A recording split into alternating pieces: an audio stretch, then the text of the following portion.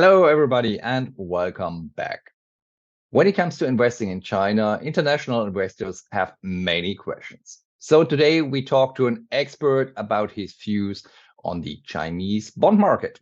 Rob Drijkoningen is co-head of the emerging markets debt team at Neuberger Berman and responsible for roughly 25 billion in assets under management in emerging market debt strategies.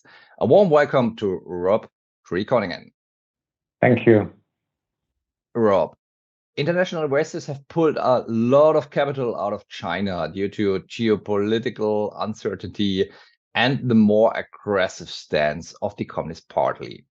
Rightly so? Well, a lot of optimism, of course, has disappeared. In the post-COVID times, there was a strong economic recovery, and people, of course, piled back in to take advantage of the recovery in economic growth, which, of course, would be reflected in currency, but also equity markets, and to a lesser degree, bond markets. But of course, the recovery started to peter out as the real estate crisis took the upper hand. And initially, people assumed that there would be no need for additional stimulus from the government to keep growth at least at 5%. But sequentially, after the second quarter, even the first quarter, growth continued to slide. And initially, expectations were roughly 6% of growth, various sell-side strategists predicting that. And increasingly, they started to hide and came down with their expectations and assumed that there would be a lot of policy support, but that only came through quite piecemeal. And now the latest predictions are around 4.5%. We never believed the strong sequential growth because the consumer was not as heavily supported as, for example, in the US, and employment was not as strong in the post-COVID times. So that's why, we were never as optimistic as the market might have been, and the market is coming now clearer to the notion that growth is indeed quite weak. Growth is already our next keyword here. So how do the weaker Chinese growth data, but also the rising international interest rate environment affect the attractiveness of the Chinese bond market? Yeah, it's interesting that, of course, in the increasing interest rate environment of the US, China's government bond market, or the bond market in general, apart from the real estate crisis, of course, continue to provide a huge diversification advantage. So the structural diversification case for the local market continues to exist. However, of course, in the meantime, rates have gone up a lot, especially in the US and to a lesser degree in Europe, and that makes the relative yields less attractive. The diversification argument still stands, but of course, the yields are quite attractive in many investors' home markets. So there's a lesser need to look at alternatives in a previously rising rate environment. Of course, if you have rates at like 2% in government bonds in China, that does not mean that the opportunity for gains is gone. As we know, yields can go a lot lower with QE and so on, but that's not our expectation in the Chinese markets either. So we do expect some marginally lower rates, but not dramatically so. And that has indeed a fair amount of, to do with the fact that relative interest rates are not as attractive, and it makes the policymakers less able to cut without having too dramatic an implication or effect upon the currency. And that's, of course, a constraint that policymakers are taking into account despite very high FX reserves. Reliable data is a problem in China, as we have seen recently with the youth and unemployment numbers. So how transparent is the Chinese bond market in terms of market data and corporate governance? Yeah, it's unfortunate that, the tools that investors have, of course, you need to work with what you have available, and the availability of data is not improving.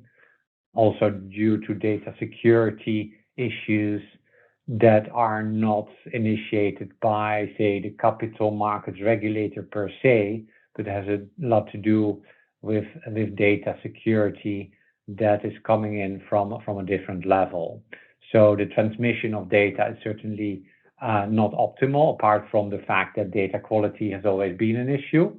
So that makes the research harder to do your homework, if you will. Of course, there are very strong systems domestically, like the local Bloomberg, which is wind, which effectively transmits a lot of data. But yeah, the quality of analysis and data is indeed more limited. And in that sense, it reflects the status of still being only a middle income country with data quality that is similar to what we find across emerging markets, unfortunately. Evergrande and Country Garden dominate the news in China and the financial press. So what impact is China's troubled real estate sector having on the Chinese bond market? Yeah, I mean, the Chinese economic system is so reliant upon the real estate sector, which, as most people know, comprises more than 25%, at least used to be 25% of the economy, and also call it the business model of the economy at large in a structural way has been highly dependent on issuing debt. And of course, debt has been issued not only by the real estate sector, but also local governments and LGFVs, which are big sectors of the economy on which we're going to talk about later. But that very system makes also the wealth quite dependent on real estate.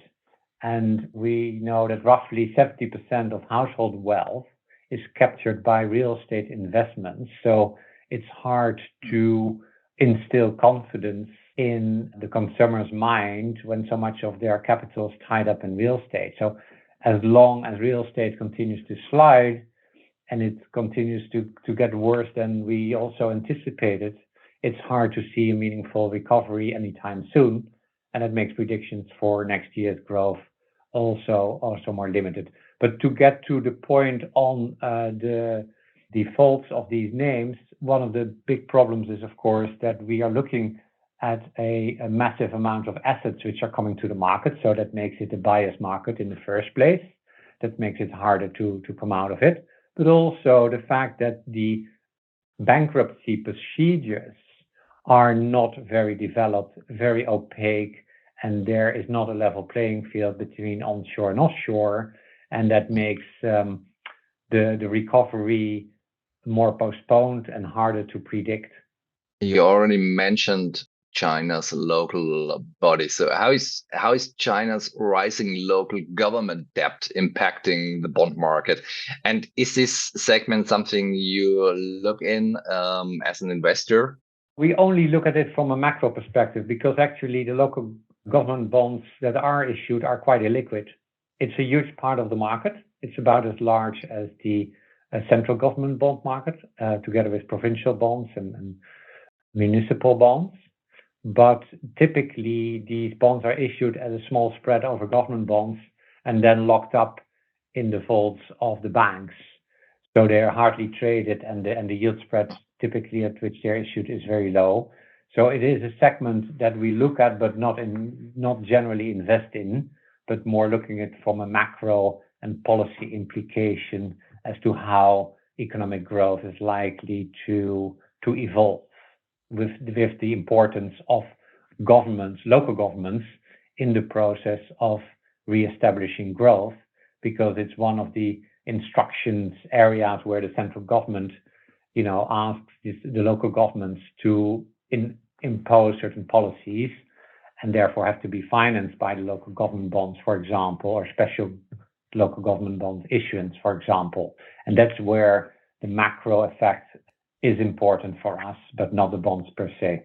The Chinese government is obviously not afraid to actively intervene in markets. So we have seen several examples in the past. So how do you assess the risk of regulatory changes in China?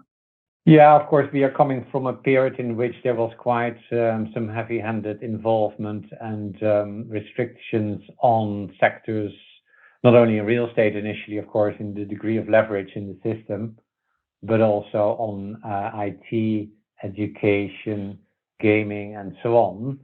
We think that that period is behind us. However, the direct market involvement remains an issue, but having said that, we know that that has become a more, let's say, an aspect of regulators that is not unknown to us in the West either, i.e., we see the European Central Bank and the Fed getting heavily involved when there are macro implications or issues that they feel they should address. For example, the regional banks in the US, for which required an involvement of the Fed, etc. So in that sense, we don't deem the risk of regulatory involvement too much higher, but it's maybe less predictable.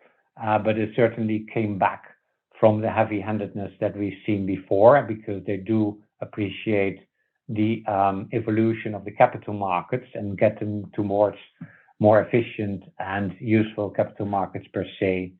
So that means that the hurdle before getting involved is being higher than before to not get involved too often. And where do you see currently investment opportunities in China? And how do you structure your Chinese bond portfolios in terms of industries, maturities, and their qualities? Yeah, I mean, to be very honest, we are relatively defensive, i.e., we have very low involvement in high yield names in general until we start seeing things, bottoming out. Currently, many real estate developers are trading in the single digits, and we don't see a big change pending unless there were to be, call it a bazooka from the government to get a floor in the real estate, which we don't see happening, and people have been wrong on that. So avoiding at least the bulk of certainly the riskier real estate names, and there's only so few remaining state-owned enterprises that also have a hard time. So we stick to mostly investment grade names and also very safe names and names that have shorter maturities, plus the government bonds and the policy bank bonds. Next to that, but that's sort of on the onshore side of things. In the offshore Chinese names, we also stick to investment grade names mostly, where the yields are, of course, quite attractive, and spreads as well. We have an overweight in financials. We do think that the banking system is safe because it's largely government owned and it will get support from the government if and when needed. But also in the NCDs, in those areas, in the onshore markets, there are strong names out there that we currently invest in. So call it erring on the safe side. Duration is still okay, given sort of the cyclical movement of rates down. So there's a bit of duration risk that we run in the portfolio as well. So this was Rob Drijkoningen from Neuberger Berman. Thank you very much, Rob, for being with us today and the great interview and sharing your insights. Thank you, Thomas. Thank you all.